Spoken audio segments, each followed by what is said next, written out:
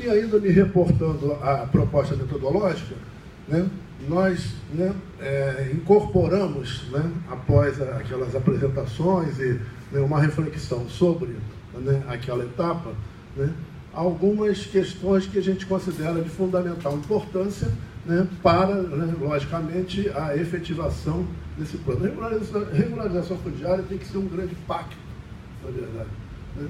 Ele, se não for um pacto entre os diversos segmentos que compõem a sociedade, tanto nas estruturas de poderes, né, diversos, quanto na própria sociedade, ele tende a não se verificar, porque são diversos interesses que estão aí, e são interesses conflitantes, né, que têm que serem pactuados, né, ou conciliados, né, na medida do possível, evidentemente.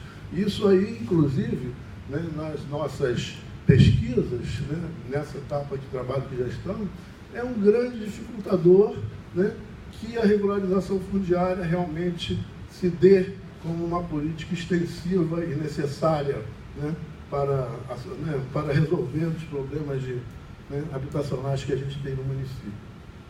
Então, aqui, a gente está, né, propondo, né, um grupo de acompanhamento, né, interno. A gente colocou principais interlocutores, né, esses interlocutores internos, que a gente chama dentro da estrutura municipal, né, para o acompanhamento do plano, né, liderado, evidentemente, pela Secretaria Municipal de Habitação, Secretaria Executiva, né, Procuradoria-Geral do município, Secretaria Municipal de Urbanismo e Mobilidade, Secretaria Municipal de Meio Ambiente e Recursos Sustentáveis, Defesa Civil, né, Secretaria Municipal de Obras e Infraestrutura, Secretaria Municipal de Conservação e Serviços Públicos, Secretaria Municipal de Participação Social e Secretaria Municipal de Assistência e Direitos Humanos.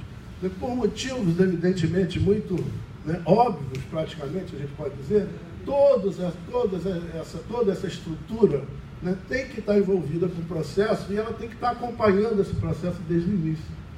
E a gente propõe, inclusive, que isso seja um grupo, né, nomeado pelo Poder Executivo, né, evidentemente com representantes de cada uma das secretarias para acompanhar o processo que a gente está elaborando. O Compur, estamos aqui agora, né, chamamos de Compur ampliado porque, né, é um pouco maior do que a própria composição do Compur, né, outro órgão de fundamental importância. E aqui a gente lista, né, outros órgãos, né, e outros, né, segmentos e atores sociais, né, que a gente chama de externos, também de fundamental importância ao acompanhamento do plano, né?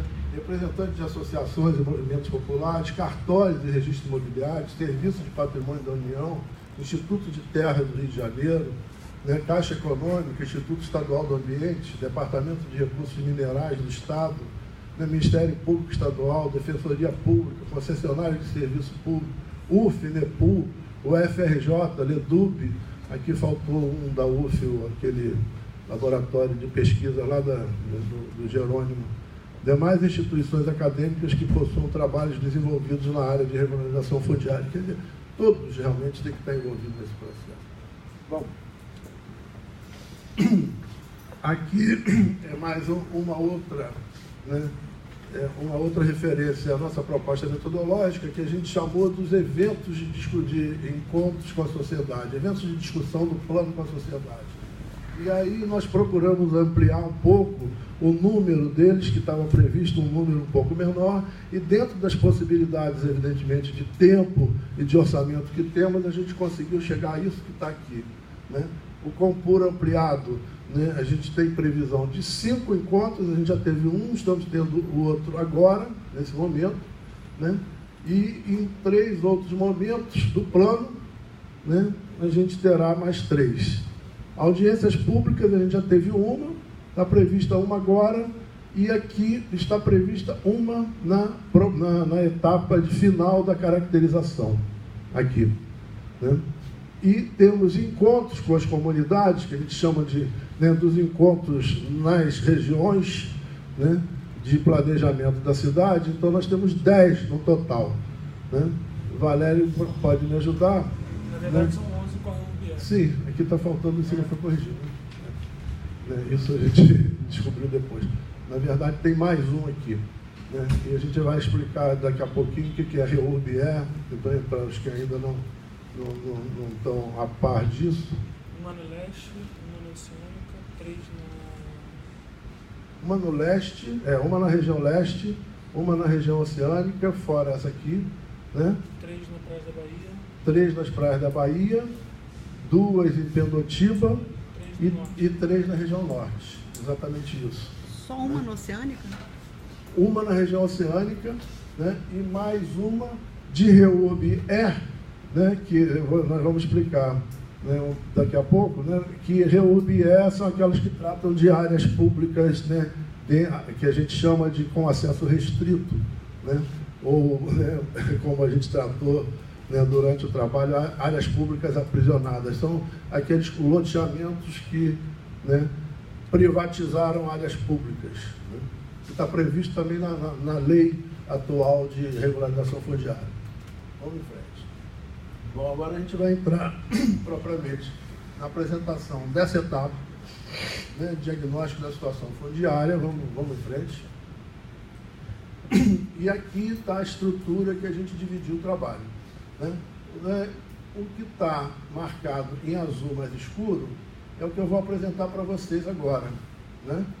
O que está, né, no fundo mais claro é a estrutura do trabalho, que vocês poderão ter oportunidade depois de ter acesso. Esse trabalho vai estar disponível, né, ao Compur e a quem, né, quiser, né, aqui na Secretaria de Habitação e Regularização Fundiária. Né? E aí, né, esses dois itens aqui a gente não vai estar abordando aqui agora, porque consideramos nem a introdução, porque, né, não são relevantes nesse momento. Pode passar. Né?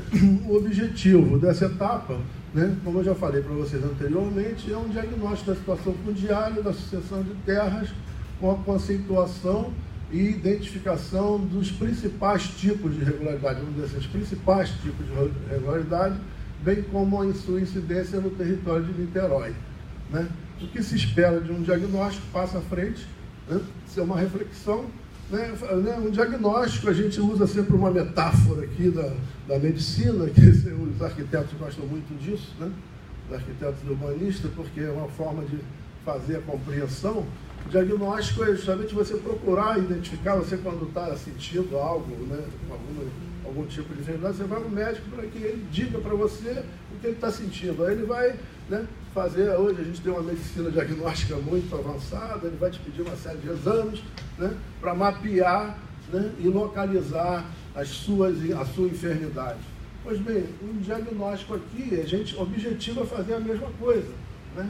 É fazer o que a gente colocou aqui, uma radiografia de uma realidade, né, que a gente possa identificar, né, por que, né, que a regularização fundiária, né, apesar de ser já um conceito, um pensamento, né, uma compreensão tão antiga, ela não consegue se realizar, né, de forma eficiente, eficaz, né, não só no nosso município, né, no Brasil, de um modo geral, a gente também identifica as mesmas dificuldades. Vamos para frente.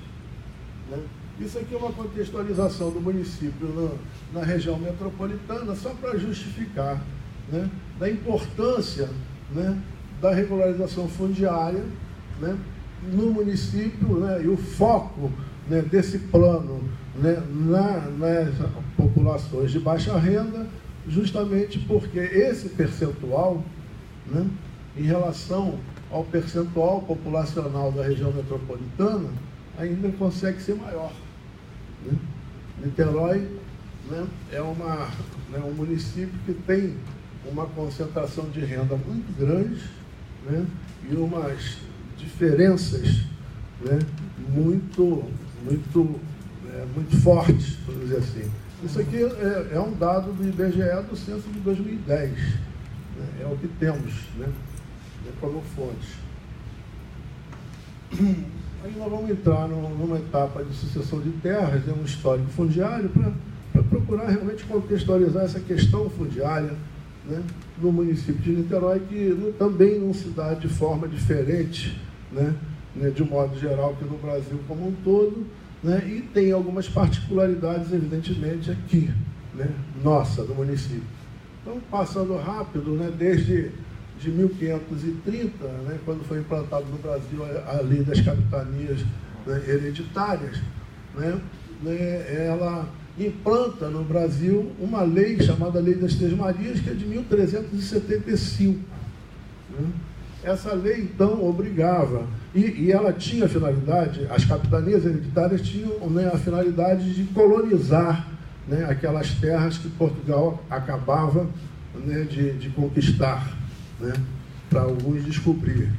Então, essa terra foi dividida em 15 lotes e dado, né, a alguns fidalgos que seriam denominados donatários, e eles tinham por obrigação doar 80% dessas terras em sesmaria, né, a outros, né, para que realmente esses outros pudessem efetivar essa colonização do Brasil, ocupar as terras, né, e produzir.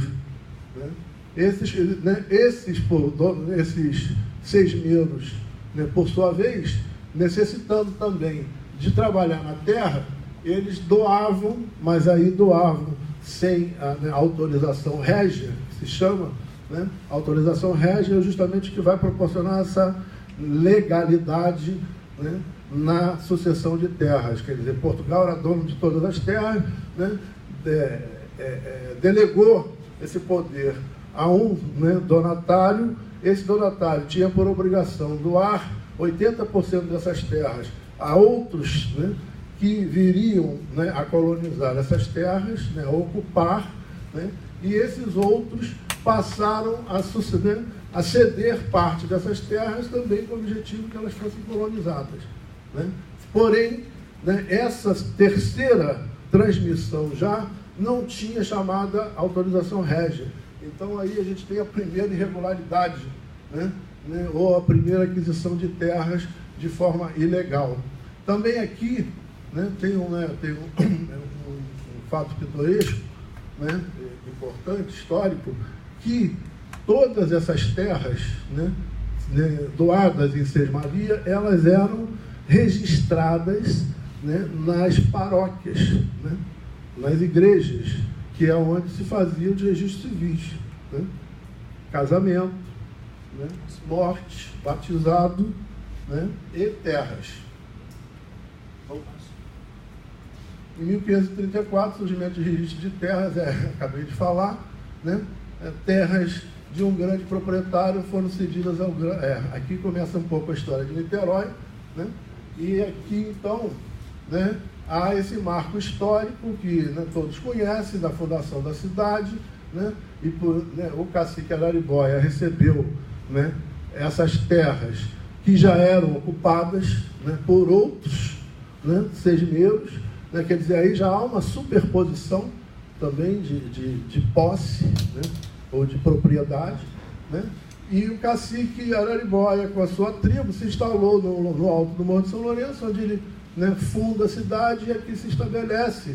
E sucessivamente, né, essa tribo, né, de Araribóia, dos chamados Tememinóis, ela vai desaparecendo, né, e os fatos históricos não têm os registros oficiais muito claros, né, e ao mesmo tempo essas terras vão passando, elas vão sendo, né, passadas dos índios para os brancos, né, até que, né, o vestígio dos índios praticamente desaparece. Hoje a gente não encontra, até outro dia, né, uma outra apresentação, o Leonardo estava falando disso, e a gente foi buscar, né, vestígio indígena em Niterói, né, é bastante difícil. Nós não conseguimos localizar nada, nem no próprio Morro de São Lourenço parece que existe nenhum vestígio, né.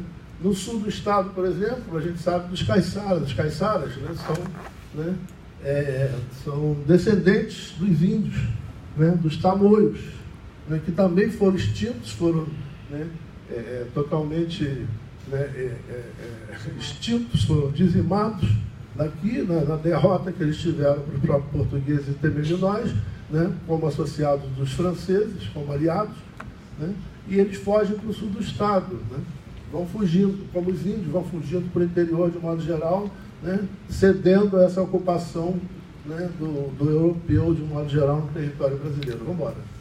Né? Em 1589, temos a criação da Vila Real da Praia Grande, que é um primeiro plano de arruamento, né, e sucessivos parcelamentos. A gente coloca isso, é um processo, né, de ocupação do território já com finalidade urbana, quer dizer, aquela área que anteriormente eram áreas de produção agrícola, existem registros diversos, fazenda, né, de Icaraí, né, fazendas e propriedades aqui no centro, na região oceânica a mesma coisa, que era o chamado, né, distrito de Itaipu, que passou, né, a ser de São Gonçalo em algum momento, depois volta para Niterói, mas toda essa região era área de produção agrícola.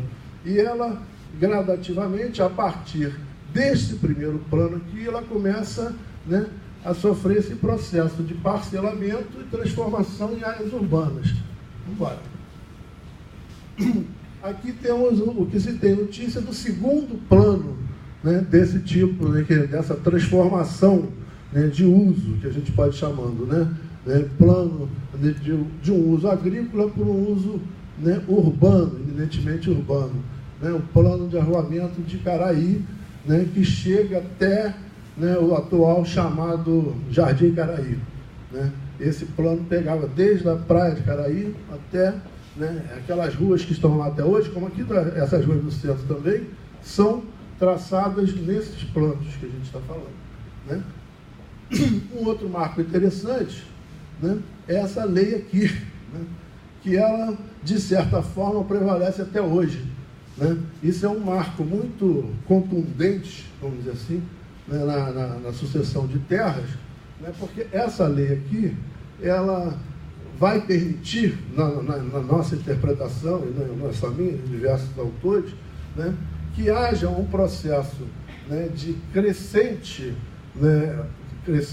de expansão, né, das propriedades então existentes, né, mediante ao pagamento, né, de forma onerosa, né, ao pagamento desse registro, né, ao Império. Né? Então, né, desde que não houvesse oposição. O que quer dizer isso? Né? Aquelas 6 Marias que cederam, né, posses a seus colonos, né, e que eles ficaram lá, né, durante anos, né, sucessivos, porque a gente está falando aqui de 200 anos. Né? Nós falamos desde lá, né, do início do século, dos meados do século XVII até o século XIX.